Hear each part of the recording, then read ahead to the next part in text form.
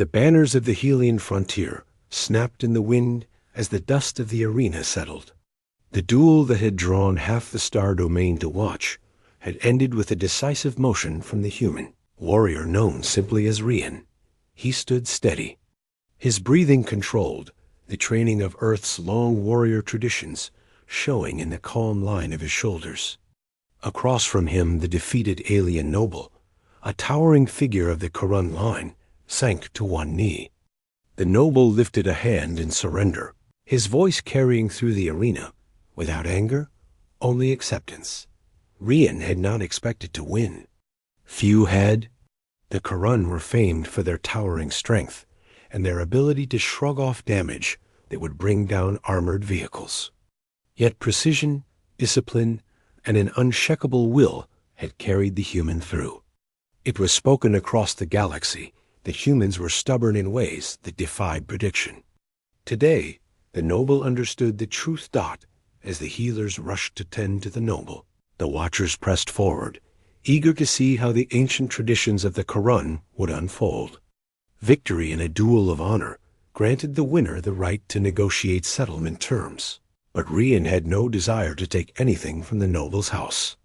He had only fought to protect a convoy threatened by the noble's faction, and the duel had been demanded by the noble as a path to resolve the conflict without war. Rian turned away from the center of the arena. He wanted none of the attention. He simply wished to leave. But the ritual was not yet over. The crowd parted as two figures stepped forward. They moved with grace and purpose, draped in deep blue robes that shimmered with embedded crystals. These were the noble's wives, bound to him through ancient Karun traditions of shared leadership and unified honor. Their steps were slow, deliberate. Their faces were unreadable. Rian did not know what to expect. He had read that Karun spouses played roles in the settlement of noble duels, but the details had been vague, shielded by cultural secrecy. When they reached him, they bowed in unison, the inclination deep enough to signal profound respect. The first, with silver streaks running along the sides of her dark hair, introduced herself as Alira. The second, younger, but carrying the same unmistakable bearing of authority, named herself Talai. They spoke without hesitation. According to Karun custom, the wives of a noble who lost a duel had the right to choose whether to remain with the defeated or join the victor's house. Their decision was not forced, but symbolic. By aligning with the victor, they reaffirmed the stability of the traditions and ensured that honor between the houses was maintained. Rian was stunned. He raised a hand, trying to halt what he feared was some misunderstanding. He told them he wanted no claim over them. He wanted peace, not possession. He did not even understand their tradition fully, and did not wish to disrespect it. Alira's response was measured. She explained that joining him did not mean servitude or ownership. It meant representation. They would act as bridges of diplomacy, ensuring that the Karun noble's defeat would not result in isolation or chaos. Their presence would signal that the noble bore no grudge and that the victor was now a respected ally. They emphasized their choice was voluntary. Their culture had shaped this ritual for generations, and they followed it with pride. Still, Rian hesitated. He felt unworthy of such responsibility. Talai stepped closer and spoke with earnest clarity. Rian had fought with honor and restraint. He had not mocked the noble nor attempted humiliation. He had shown the strength that the Karun revered. In the wake of such a duel, they believed it would be dishonorable to let him walk alone without support from the noble's house. The crowd watched with quiet intensity, waiting for his answer. Rian drew a deep breath. If this was truly their custom, and they insisted it was their choice, then refusing outright could be interpreted as disrespect. He nodded once.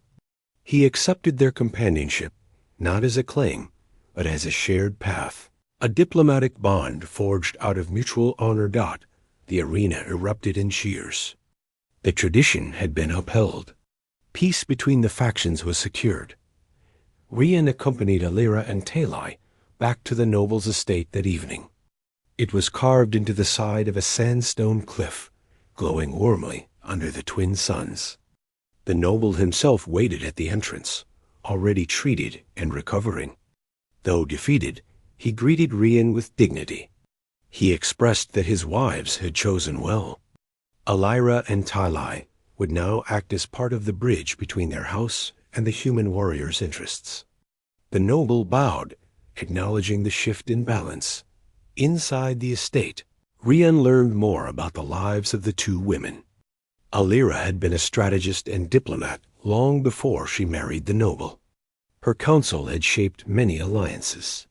Talai was an accomplished engineer who had designed defensive systems used across the region. Their roles complemented each other, and both held influence equal to the noble himself. They explained that joining Rian meant continuing their roles.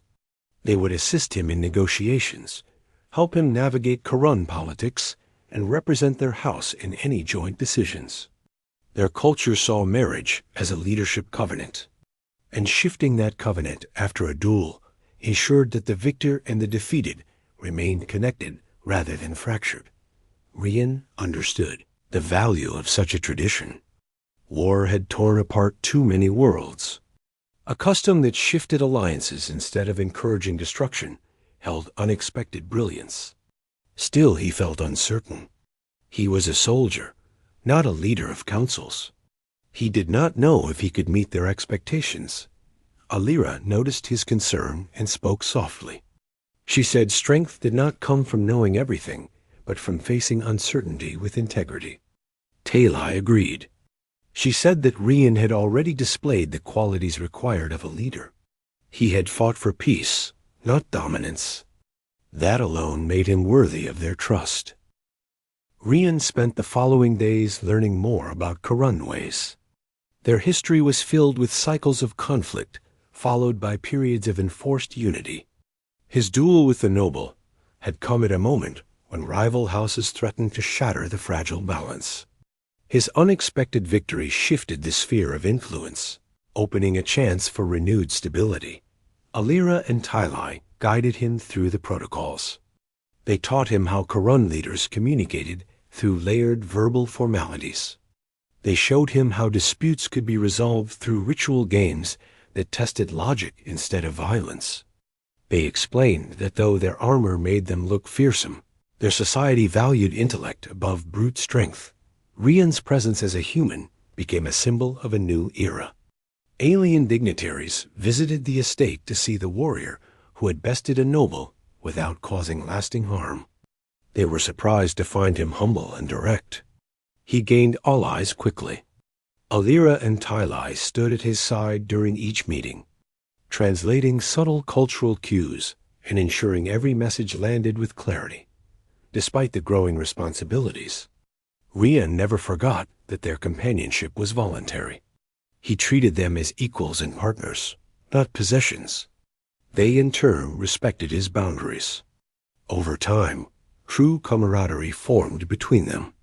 They shared long conversations about star systems, battle philosophies, and the strange quirks of human culture. They laughed at misunderstandings and learned from each other. One evening, as the twin suns dipped beneath the horizon and cast the estate in crimson light, Alira invited Rian to join her and Talai in the upper chamber garden. It was a quiet place filled with glowing plants that hummed softly. They wished to speak about their future path. Alira voiced that the balance of the frontier was shifting again. Rumors of rival houses preparing for conflict had spread. Talai added that the presence of a human warrior allied with the Karun noble's house provided a stabilizing force. If Rian accepted a more formal leadership role, they could unite several factions and prevent war. They asked whether he would be willing to stand as a guardian figure, with them acting as advisors and partners. Rian considered their request. He had never aimed for leadership, but as he looked at the glowing horizon, he understood that fate had brought him here for a reason. He had fought to protect people. Now he had the chance to protect entire systems. He accepted. Alira and Talai bowed with deep respect.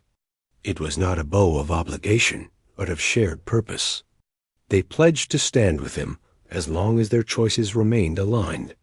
Rian returned the gesture got with their guidance. Rian began forging agreements between houses. He traveled with Alira and Talai to distant settlements, where their presence demonstrated unity and trust. They faced political pressure, attempted sabotage, and covert challenges from rivals who feared the new alliance. Yet every hardship only deepened their cooperation. Through months of shared struggle, they grew closer. Each learned to rely on the strengths of the others. Rian's tactical insight, Alira's diplomatic mastery, and Talai's technological brilliance formed a triad of leadership stronger than any single ruler. Their bond became respected across the frontier. When their rival houses launched a coordinated attempt to destabilize the region, Rian stood with Alira and Talai before a council of leaders. He spoke with calm determination, outlining a plan that combined strategic defense with diplomatic outreach. His words carried weight not because he sought authority, but because he spoke for peace. Alira expanded on the cultural significance of unity. Talai presented data showing how cooperation would benefit all Dot by the end of the council. The houses agreed. Hostilities were halted. A new alliance was formed with Rian, Alira, and Talai serving as its core representatives. The frontier entered an era of renewed prosperity. Trade thrived. Borders stabilized. The Karun noble who had once opposed Rian sent messages of approval, proud that the duel had led to such a future. He expressed relief that his wives had chosen a path that benefited the frontier. He remained an ally and advisor, proving that defeat need not breed resentment. Years passed. Though the title of the duel remained in historical archives, those who studied that moment understood its deeper truth. The human warrior had not taken anything by force. He had accepted a cultural ritual with respect, and through that acceptance he had gained allies who chose their path freely. Together they shaped history. Rian often returned to the upper chamber garden where it all began.